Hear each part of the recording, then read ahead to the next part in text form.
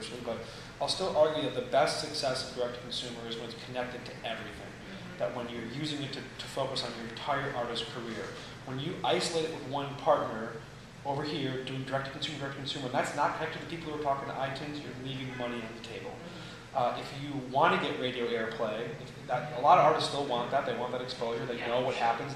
These artists come in and they know that when they're on the radio, that their audience live is different and bigger, and singing that song is different than when it's just social media. I'm not saying one's better than the other, but a lot of artists, the perception is that they don't want that, but they do because they see it. They know what it's like when they have airplay when they go play live. And so I'll argue again, if your direct-to-consumer team is not connected to your efforts to get on the radio, you're leaving money on the table. I'll give you a real-world example. We had an artist who, we use our sales information to go to radio to try to get airplay from our direct-to-consumer channel. And we go in and we found a market where we were selling a lot of shirts for an artist in Cleveland, and we couldn't figure it out. And we looked at the traffic and the referrals, and some of the purchases were coming from a radio station website. And this radio station website, you probably see these billboards. Sometimes like radio stations have artists that are core to the format, like Aerosmith is core to the rock format. So whether or not they're playing Aerosmith's new single, they'll kind of have Aerosmith featured on their website. So in this particular case, they had featured this artist on their website because it was a core artist, but they weren't playing the new song.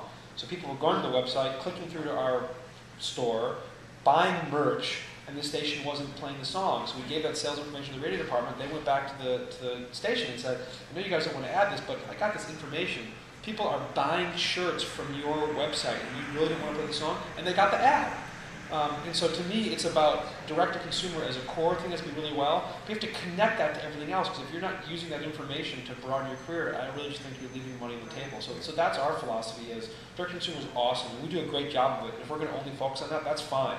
But if you want to talk about a broader picture, how do you grow your fan base? How do you use direct-to-consumer to reach people who just are never going to come and shop at your website? I mean, take the biggest artists in the world and look at their web traffic, and take the biggest artists in the world who are the best at it, and you'll still do the math and just realize that that's still some X percentage of your total fan base.